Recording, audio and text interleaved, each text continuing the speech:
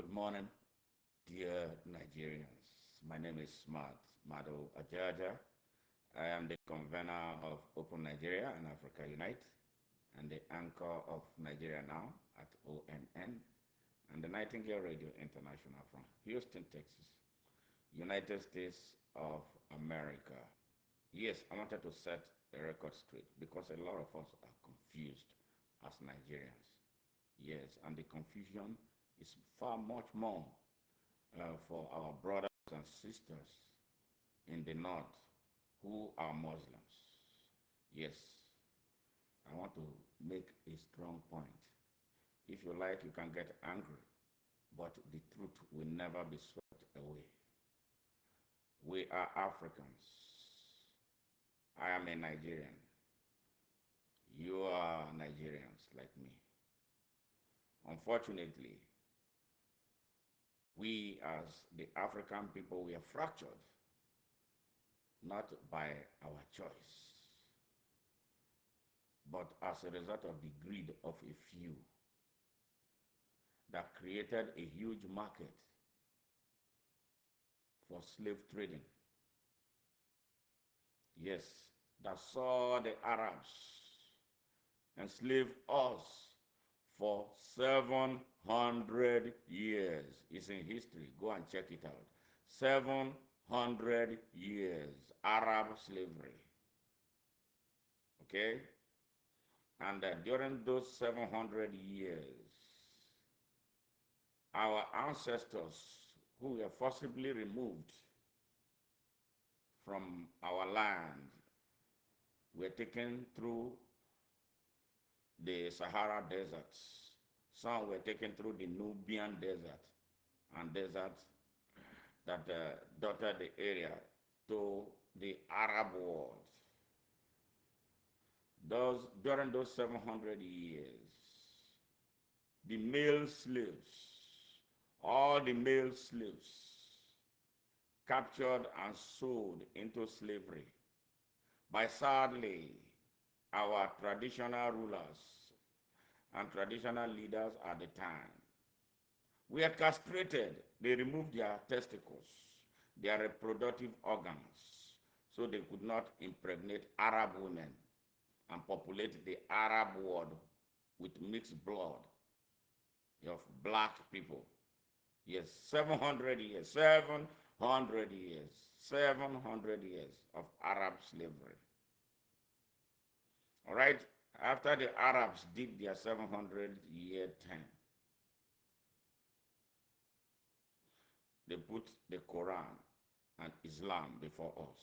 They forced us to accept their religion. I don't mean any offense, but this is the truth. You cannot controvert history. Yes. All right. Then, after they finished their own tenure, the Europeans came. And for another 400 years, 400 years, 400 years, I mean 400 years, they came just the way the Arabs came. It started small. And very soon, the Europeans discovered that it was a big business. They started bringing their ship and took over 20 million of our people across the Atlantic, created them like dogs. You know, when you want to transport a dog, you put it in a cage. They created our people like dogs, took them across the Atlantic. Millions died, and we were thrown into the Atlantic Ocean as food for the sharks and other wild fish in the sea. Yes, 700 years. And during these 700 years, when they decided that it was over, they brought the Bible and gave to us. They surveyed our lands and discovered all the minerals. They mapped all our minerals. They decided that the slavery was over. And they came together again in Berlin, the historic Berlin Conference, under Chancellor Bismarck of Germany, 1884 and 1885. They came together and decided to share Africa. If you study the history of Africa, you hear about the partitioning of Africa. They partitioned them, partitioned Africa. Yes, they created spheres of interest where they were interested in. All right, that's why you saw Portuguese in some part of Southern Africa, Angola, as an example. All right, Mozambique, another example. All right, the French took a whole chunk of West Africa, 14 colonies for the French people. All right, and the British took, the Germans came. Yes, the Italians were not as successful. That's the evil of Europe. And you want to believe, they gave us Bible, changed our way of thinking. They altered our well-defined spiritual pathway to the Almighty God and gave us their own confusion. They established an empire in Africa, yes, with their civilization that were always at war. We became the foot soldiers of their wars on the continent of Africa through religion. That is why you hear someone is a Muslim, another one is a Christian. They cannot get together. They are advancing the cause of Arab nationalism and European nationalism. That is why it is impossible. They made it impossible for us to come together, to unite, and define ourselves for who we are in our own environment till this day. And that is why some people pick up guns and start shooting up Nigeria. And when they kill people, they say Allahu Akbar. And that is why some people would not tolerate others because they are Muslims. They are Muslims. Those people, no, we don't want them. But look at what defines us. They stole our minds. They stole our hearts. They stole our love for one another. We can't love one another. We are always suspicious of one another. We are Africans, not Arabs or Europeans. We are Africans, not Arabs or Europeans. Don't allow religion to adulterate you and your Africanness. Arabs and Europeans enslaved us for 700 and 400 years, respectively. And even though they say slavery has ended, they still don't see us as anything near them with the way they still treat us in their places and on our own continent. Therefore, we owe ourselves and future generations of Africans a duty to build and reposition Africa for progress and prosperity. Am I asking for so much? Am I not justified with what I'm asking? Why do we still kill one another?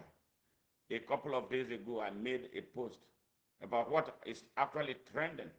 And the person who started the post was a Muslim, or is a Muslim, who now is asking a lot of questions. Why do we have an Arabic inscription on the logo of our Nigerian armed forces? The person who instigated this discussion, great Nigerian, great humanity, yes, a normal human being who is now asking a lot of questions. We, the people of Africa, have one problem.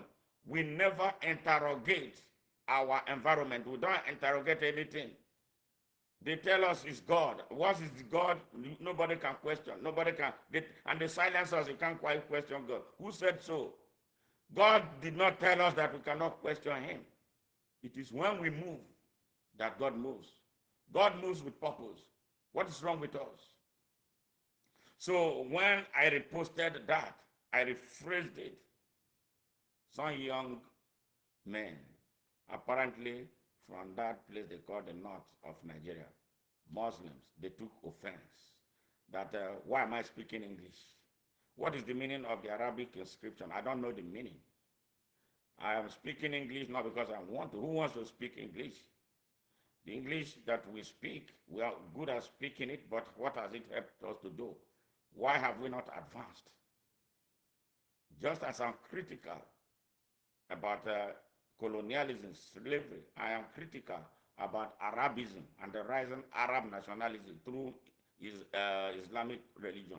You are, if you're a Muslim, you're a Muslim. That does not make you an Arab. That does not make you allow Arabs to shove stones down your throats. I saw what happened during one of the pilgrimages where an Arab woman was serving food. She refused to give food to the Nigerians there or to the Africans there. She took care of her Arab people. So you saw it. It was everywhere. Are you happy about that? So this is one question. Yes, as badly as Christianity, I'm not a Christian. I am a child of the Almighty God. I deal with God through spirituality. Yes, as an African. Yes, but I will never be an idiot of European and become a European nationalist. For what? Do they care about me? They don't care about me. They don't care about you. The same way the Arabs don't care about us. They don't give a damn about you. In their, are you not going to their places? They are still enslaving Africans and abusing them in their places. And then they tell you we are one and same in God. If we are one and same in God, we deserve to be treated with respect and dignity. And this is what the Fulani elites are doing in Nigeria. Those who enslaved the Hausa people for 221 years and tell them they are one and the same in Allah. They rape their women. They kidnap their men. They kill them in their farms. They deny them access to their farms. They impose illegal taxation on them. And the whole Nigeria is watching. Nigerians, Africans, it's time for us to rise. And this is the reason for this message. God bless you. And God bless and liberate Africa. And essentially, the Almighty God give us more Traores in Africa. Nigerians need a lot of Traores right this minute. Bye for now.